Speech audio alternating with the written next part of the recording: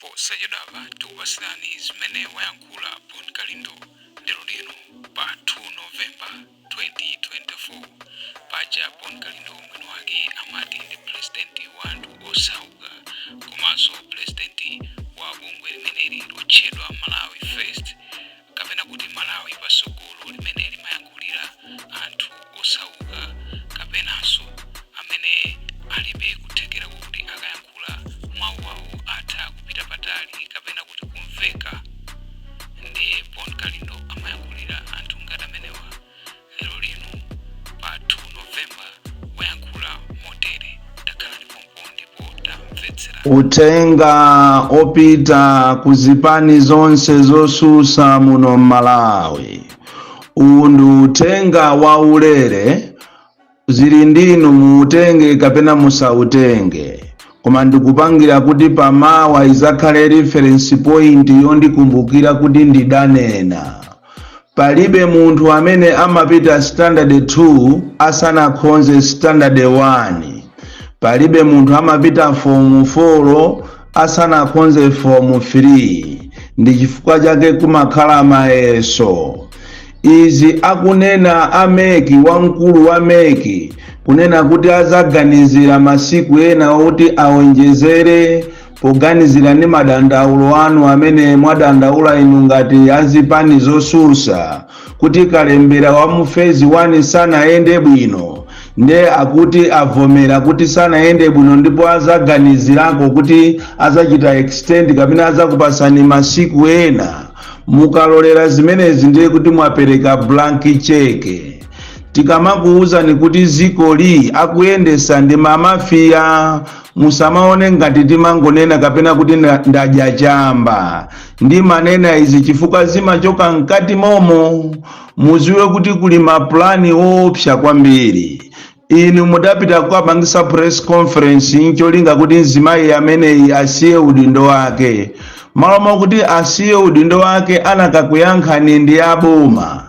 Mneneri wa boma ndi amene anakayankha mawu kapena kalata yopita kwa wamkulu wa meki.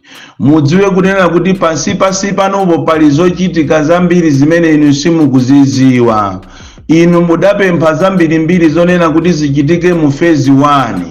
Mudziwe kuti mukangolola kunena kuti phase 2 iyambe musanachite resolve zovuta za mu phase 1. Muziwe kuti zimene zizi ndiye kuti mwalolera kunena kuti chisankho chili bwino kapena kuti kalembera ali bwino. Munthu okuba suma muyang'anira akuba kenako ndendi kumazapita ku polisi siku lina kumanena kuti unampeza akuba last week. Ngakhale ku polisiko akakufusa kuti ngati unampeza akuba last week bwanji sunamugwire. Ndafuna ndikuuzeni kuti pambali ya malamulo tikasatira malamulo ngati chinthu sichili bwino muchikuyenera kuti chiyimisidwe nthawi yomweyo. Kunja kuno kuli ndalama za ulere zimene zikuyenda ngakhale kwa anthu osiyanasiyana including ma analyst. Palibe amene angabwere atalandira ndalama ndikukavomerezana nanu kunena kuti zinthu zili bwino kapena sizili bwino. Ayi chifukwa adzakhala kuti iye walandira ndalama. Maishu okhuzana ndi chisankho mwachitiretu resolve padakali pano ngati kuli extension ichitikiretu musanapite mu phase 2. Ndafuna ndikuuzeni kunena kuti akuluakulu akumeki komanso aku NRB anatumiza mautenga kwa anthu awo amene akupanga za NRB malo osiyanasiyana zakalembera kunena kuti akamulemba munthu kuti amene iye akufuna chanzika pamene akupita kumeki kuti akalembese akumamuuza kunena kuti nambala yako si kuchita apiye. Undu utenga umene unachokera kwa akuluakulu a meki NRB komanso a MCP ndicho linga kuti aoneke ngati sakunyoza malamulo a khoti amene analamula kunena kuti aliyense amene alibe chanzika azipita azikalembesa malo amene sopali a mekipo. Koma ziwani kunena kuti anthu ambiri ochokera madera osiyanasiyana kunkhotakota Salima Mulanje unzuzu ndi malo onse osiyanasiyana akuyimba mafoni kudandaula kunena kuti akalembesa chanzika chija mwalamu kuti akapite mu system ya meki sakupeza mu jeneyawo akunena kuti si kuchita apiye. Izi ndi zina mwa izo zimene zikuchitika madera osiyanasiyana, ndipo tikunena panopa akuluakulu a MCP akuchita kunyamula ana ndi ana omwe m'malole kupita nawo malo akalembera magalimoto atava makaka awo a chipani cha MCP. Izi ndi nkhani zina zomvesa chisoni, ndipo ndikufuna ndikuwuzeni kunena kuti Amalawi mukuyenera musamale. Padakali pano akuluakulu a MCP ena kumpoto makamaka kumzuzu akuoneka kapena aonedwa akugula zimene anthu alembesera kumeki zija zovotera kapepala kaja akukagula kamene kajako, ena akugulisa 5,000, ena ochenjera akuagulisa 200,000. Amalawi ndife anthu omvesa chisoni kwambiri. Ndalama izatipesa zoona inu mukugulisa ufulu wanu wa 5 years ndi 5,000 zoona. Mavuto mmene alili m'Malawi muno Amalawi zoona mwafika saizi yokagulisa ndithu chovotera chanu ndi 5,000. Mmene mukulirira Amalawi mmene dziko liliri inuyo mungalolere ndithu kumakagulisa chokavotera chanu ndi 5,000. Munayenera muzimvere chisoni komanso mumvere chisoni ana anu ndi mmene dziko likuyendera. Sindikumvesa ndipo sinaye khulupirire ndikumva ndikulandira mafoni kunena kuti anthu ena makamaka azimayi kumzuzu akupita ndikumaka kumana ndi akuluakulu a MCP kumakagulisa ndithu chovotera chawo ndi 5,000. Zana anthu amenyana kunzuzu pakana wina kupita kuchipatala. Tikunena pano analiso akugula zulo pa Nzuzu Stadium, koma pamaso pa apolisi akuona palibe action imene akutenga.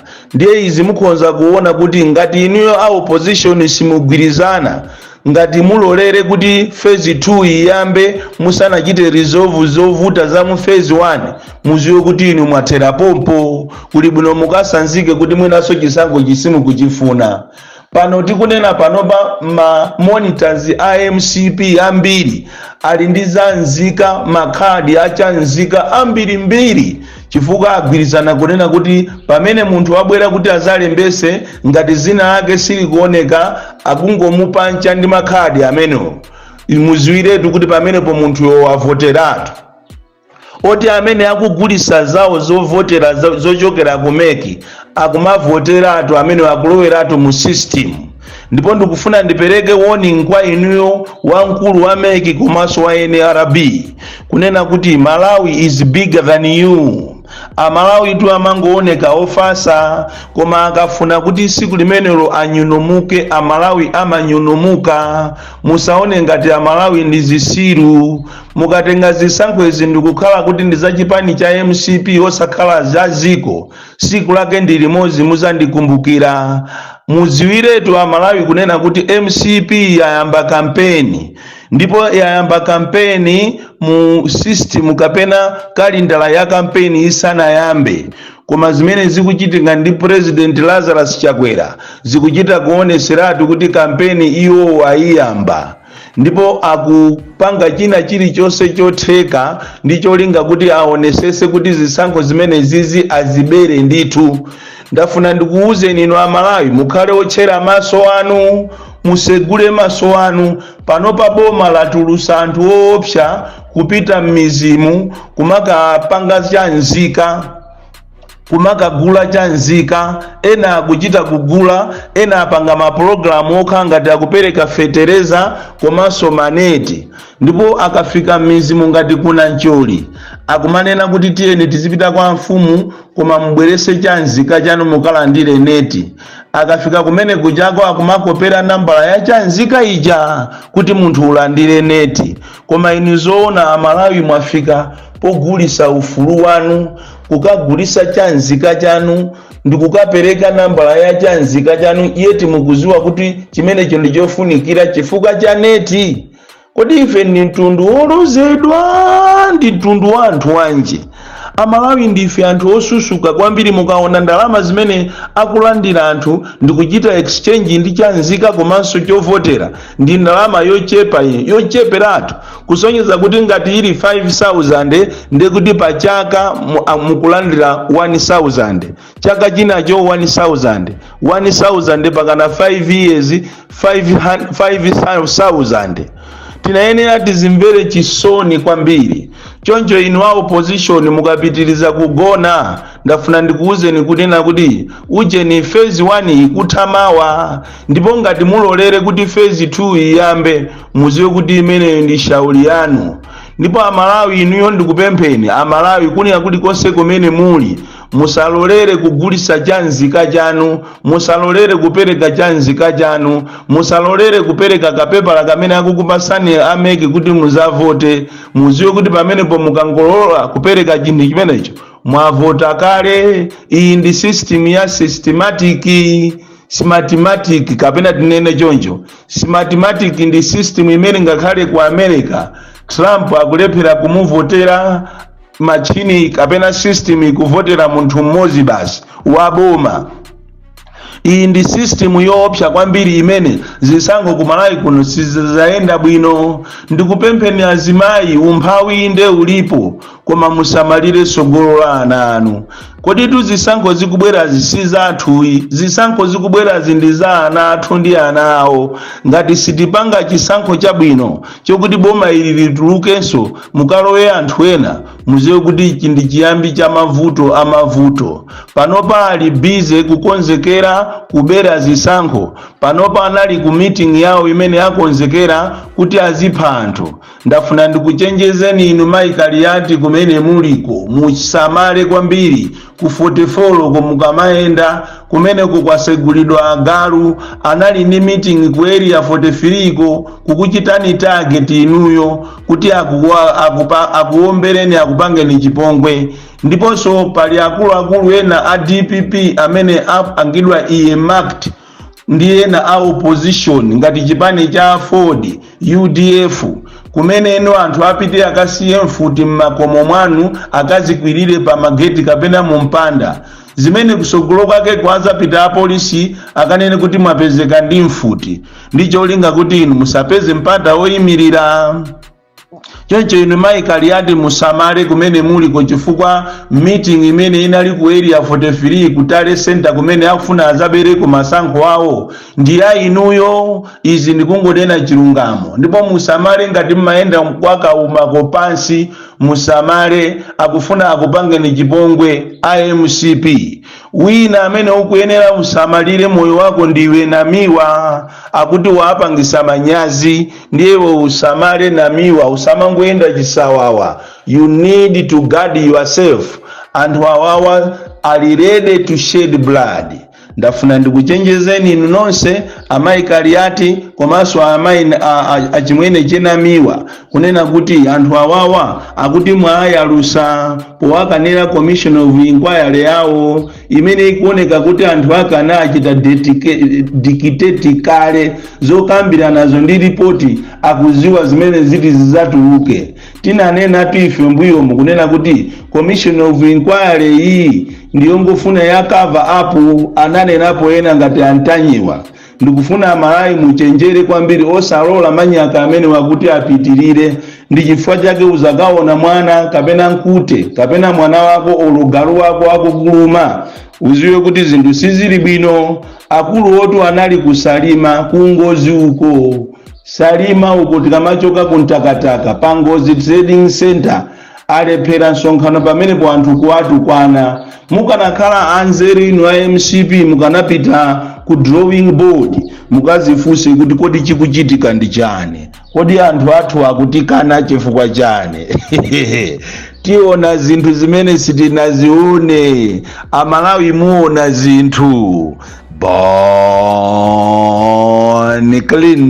Kalindo, the DC.